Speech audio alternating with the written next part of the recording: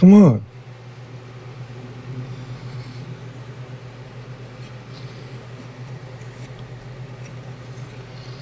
Oh, come on. That's great.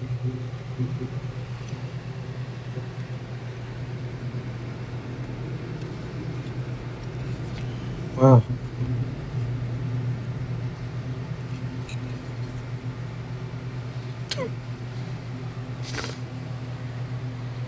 Well, it's not going anywhere. Wow, Sam.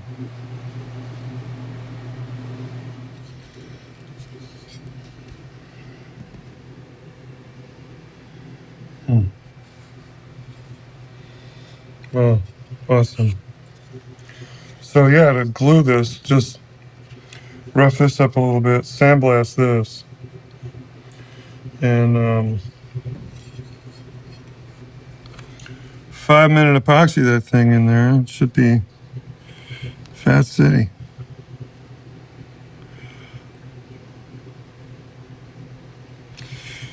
I guess we could put fasteners in it, but it just seems so fussy. Your tiny threads in ebony. You know? It's just over 200 thick.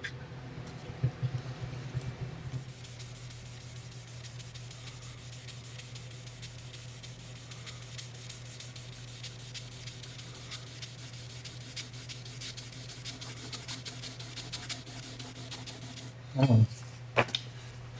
It's not taking away the, Yeah. need more print.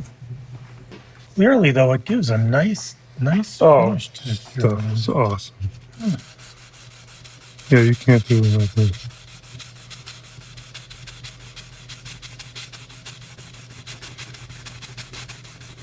So that, they signify 2 grits.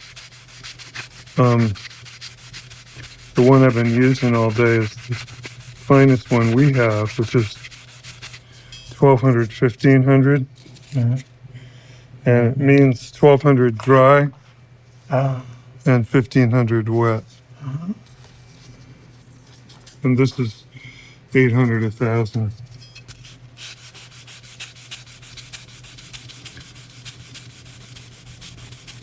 And from here it's sandpaper. Oh, no, we do have some 320.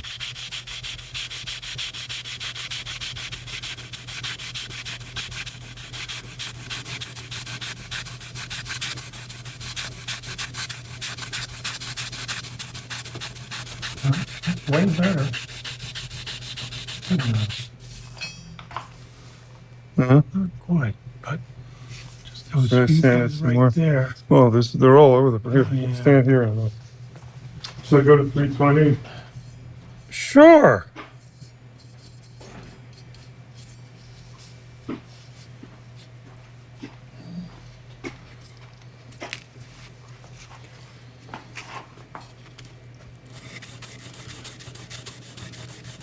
Well, this will actually take kind of it off. I might actually remove them. Make the brick hopper under there. I know. I'll find out.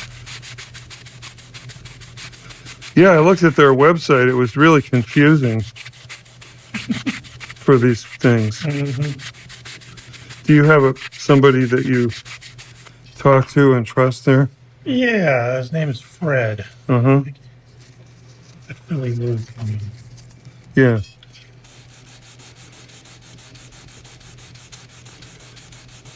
Well, these, we could leave these scratches. There's nothing wrong with these, man. Right? Or do you want it less? I think a little less because it just Okay. sort of depends on the light.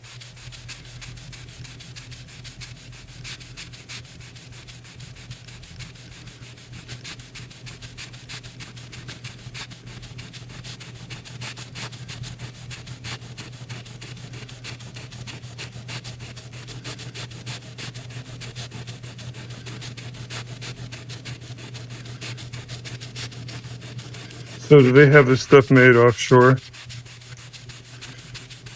It's a good question. I'm sure they do, but I'm not sure that they're just making it for them. I think there may be a distributor that a number of people get these things from, but these are the ones that have worked for me. Yeah. All right. So a little. Go back to this. Mm-hmm. See, that doesn't make anything stand out more.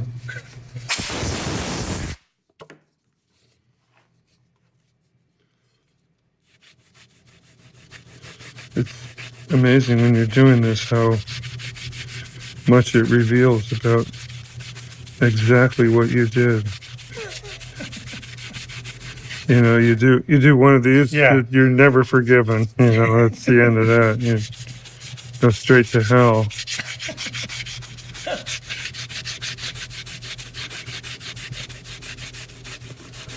Nice test for the solder joint, huh? I can feel the cover wiggling all over the place. My left hand.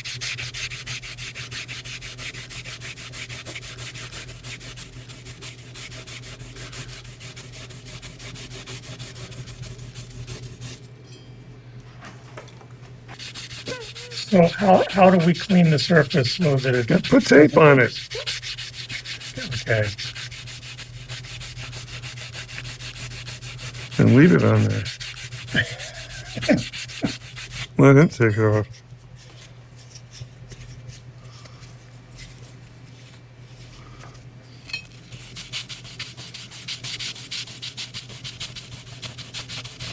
No, I'm not kidding. Mm-hmm. I mean, we'll never be able to recover once we put this stuff together.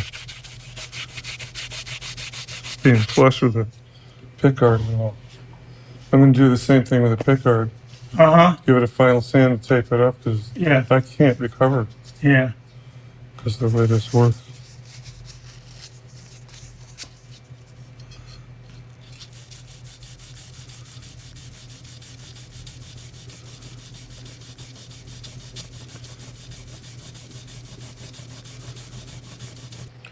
Yeah, It's nice looking. good. All right.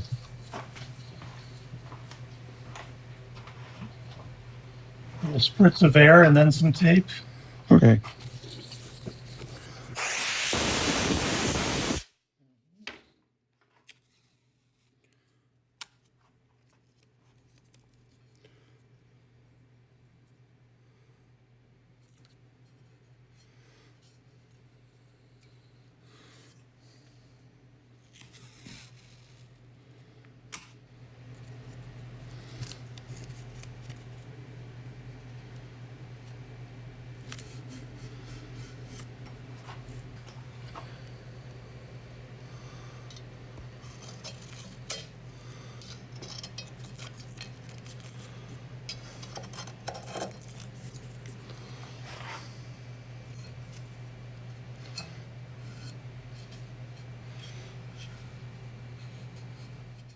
Part of this job is to recreate this mid-range cut that Bill Lawrence engineered for Gibson in the early 70s. First appeared, I think, on the L6S, and then it showed up in basses, right? Is that right? Yeah. Yeah, basses, the Howard Roberts guitar. They used it a bunch of places. Most people ended up taking them out, but Bob Palmieri took this on as a challenge, and we've got these bobbins that are a little bit longer, but about the same. And he's gonna play around with them. The one that we heard today sounded really good. It was a little too big in diameter to fit into this installation. I can't tell you how little room there is here.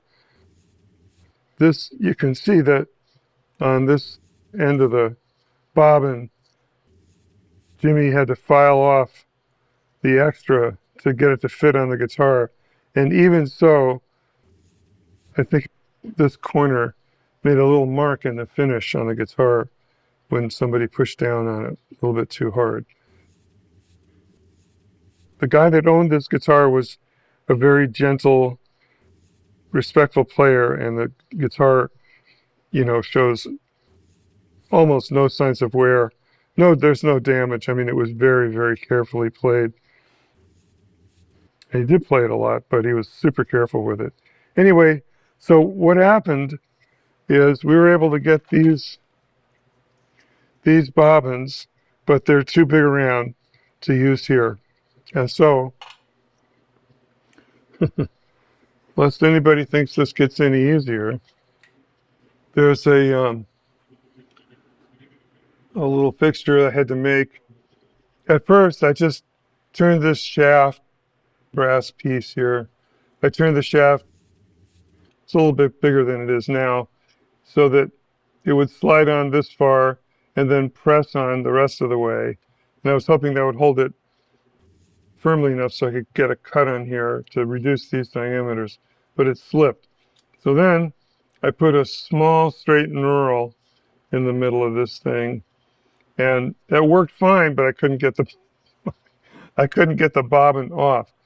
And then I bit the bullet and went to the milling machine and put in 3 slots in this part, and I tapped it number 8, and then I drilled with a center drill like this with a 60-degree angle, and then I cut a 60-degree angle on this number 8 screw so that it acts like an inside-out collet, or expanding mandrel is actually the name of it. So all we need to do now is put a little bit of force on this wedge, and it'll expand the front of that shaft, and it'll let us take a cut.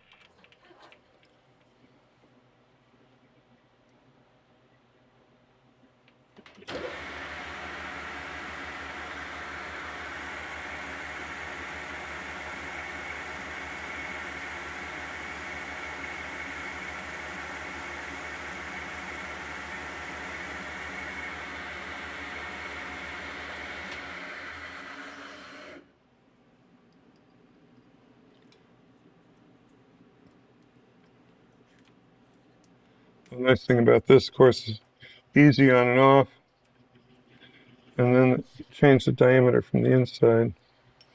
Well, we've got this recently, this flange here we just cut, we're going to deburr it.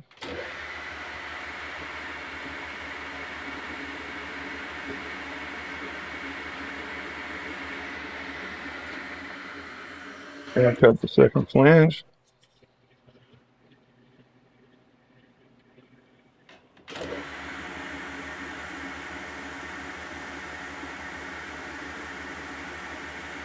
Yeah.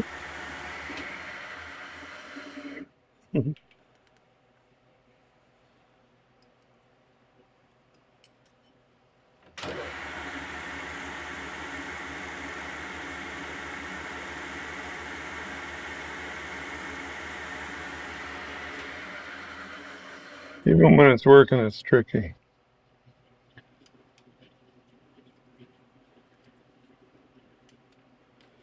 And here we'll deburr the second flange.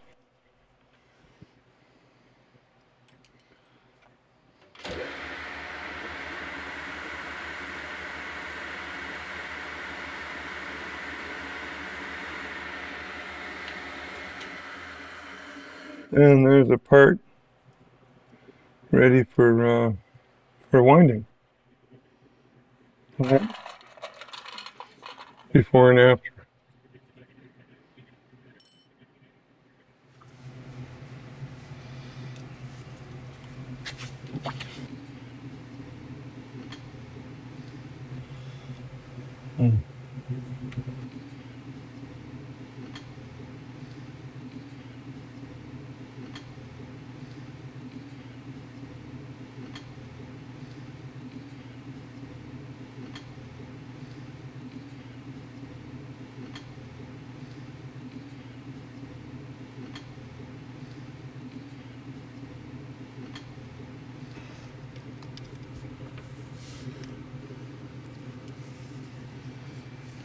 Does a little spider webby thing, but Yeah.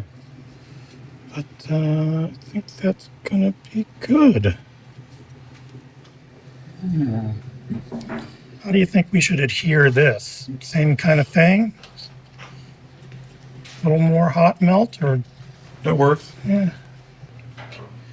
It's already kind of in there. It doesn't even want to come out.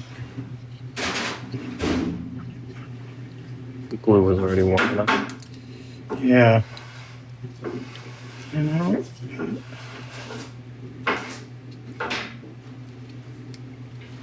Because I'm going to have to use a fair amount of more glue if I want this to be any better.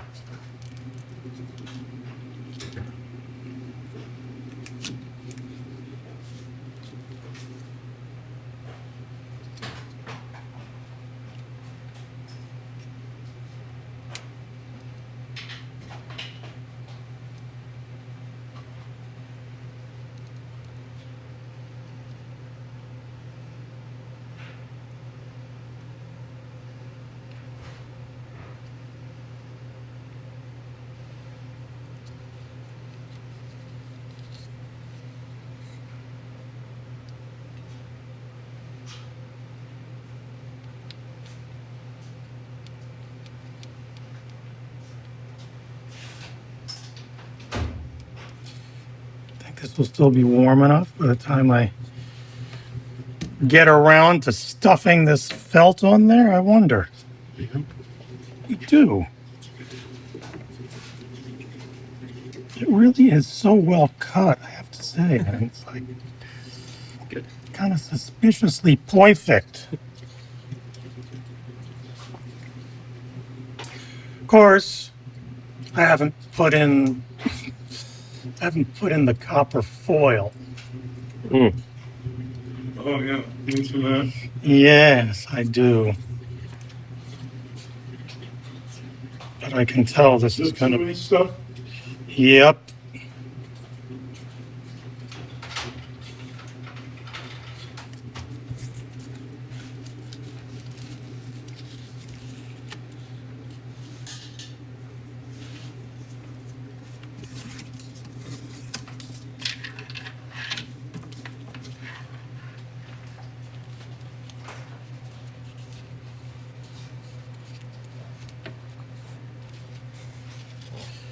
Lovely trick. You know, using the part to mark the other part. It's been employed by lazy people for centuries.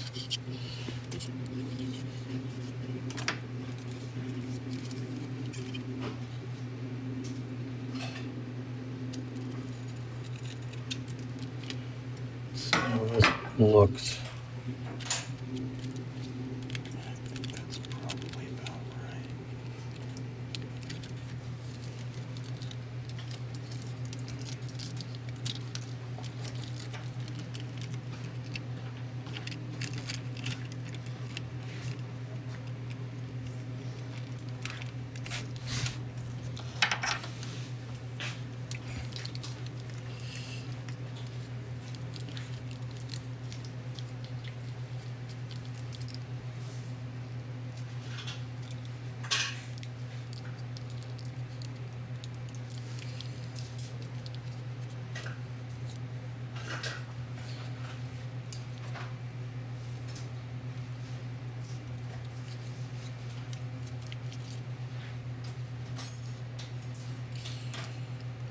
I see that Sir Kenneth has deposited many idea-stimulating pieces of wire here.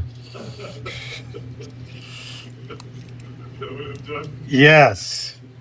And this wire is giving me ideas. Oh, good.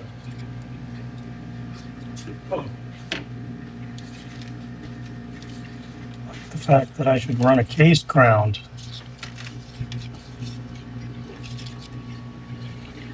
Do we have any room in our mouse hole? Debatable.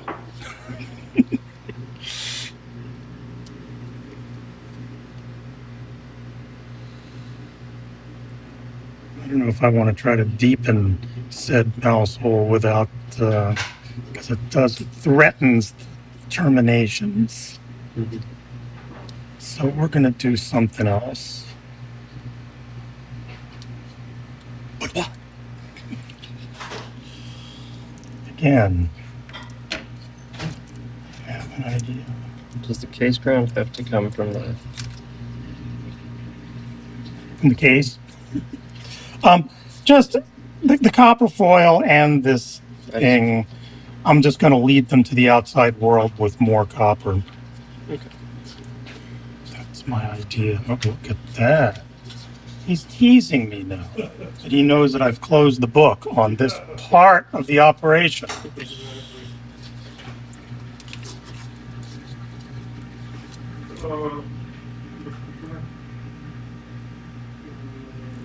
Wrap it up in a video. Yeah, I'm kind of, yeah, and I'm going to maybe use it to shield this too. Yeah. And hold it down a little bit. A little.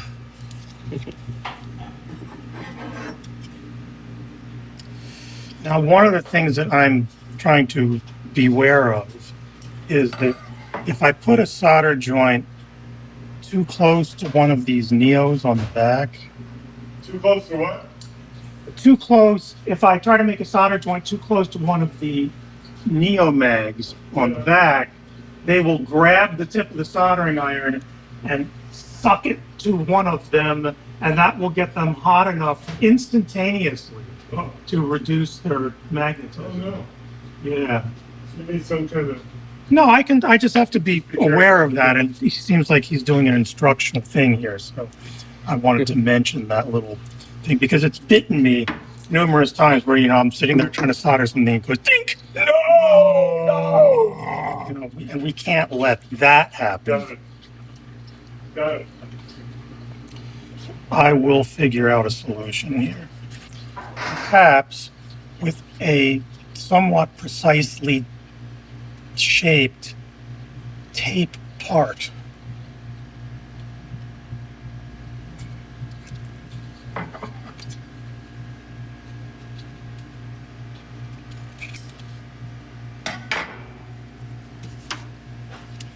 So this side does not have Neos on it. So how's about a little asymmetry? No, we don't need that.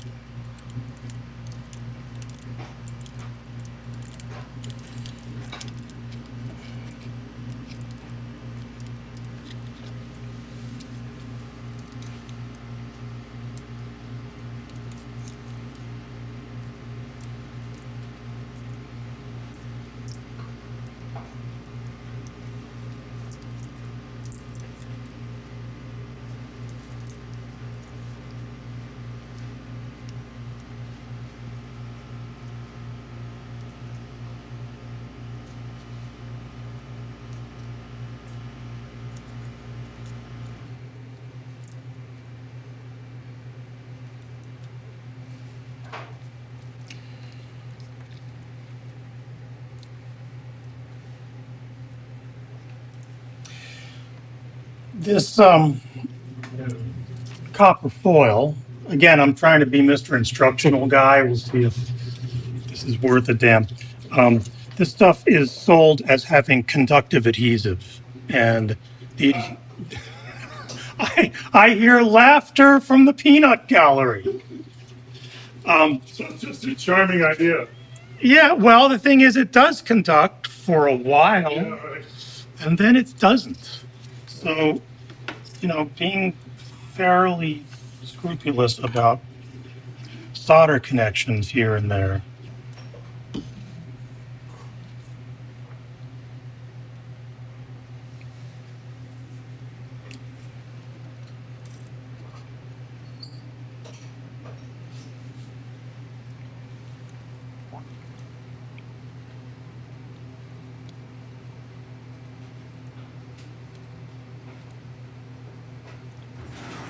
Get enough heat on the case. Sort of, maybe. Maybe we did.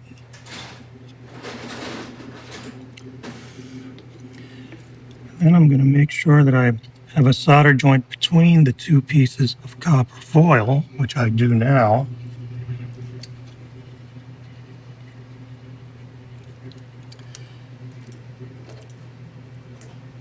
And I even have another option on the outside.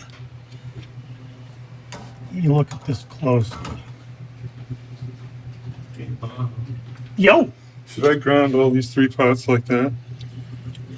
Ooh. Will that grab the knob? I don't know if we. I mean, No, Just this the- is a different. That's Yeah. the one I do. But I just Yeah. mean the grounding strap. oh yeah, I love what you do. You like that? I love that. Okay. Yeah. Let me think for a second, because do that for one of them. Because the one that is going to control the mid-range and the tone control, neither of those pots will see ground because, as you know, I have this thing about if there's a cap in the system, Okay. try to make sure one leg of that is grounded. So despite the fact that any textbook will tell you that if you've got resistance and capacitance, it's like a commutative property or something, you can put them in either order and it'll be fine. Okay. And that's true for ideal resistors and capacitors, but in the real world, capacitors often act as antennae for electrostatic noise. And if you make sure that one leg is grounded, you really can mitigate that. So there.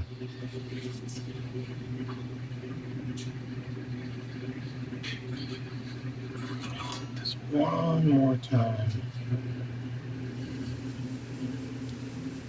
Yeah, that's got it. We'll check it with the beepometer, but I think I know what's up. Oops. Join the rest of your clan of little globulates.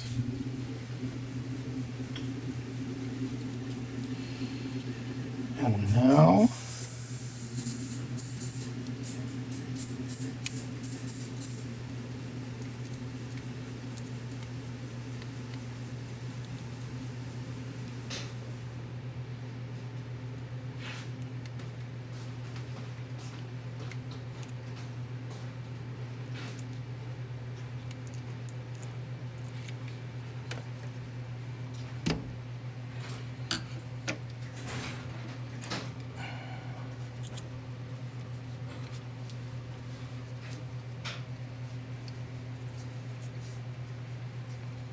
clearly, this massage technique comes from years of experience What's that? making soft and hard materials play nicely with each other.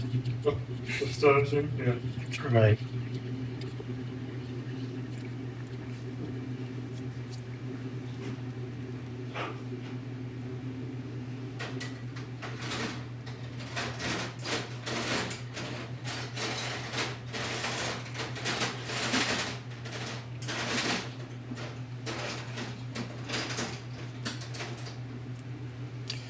This is reminding me of a tune that I may have to dig up on a playlist on my computer.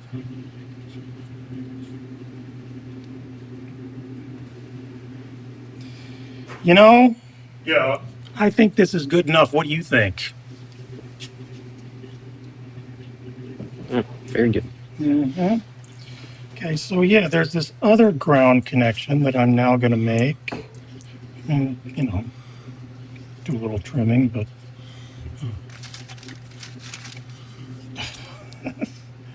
Ken's, oh, look at that. Come on. You know, he just had to run over here and do that. This is how things get around, you know, hour 12 of the workday. I'm now going to ground one termination of one of the coils to this very same ground point. If I can get it to be fairly cooperative.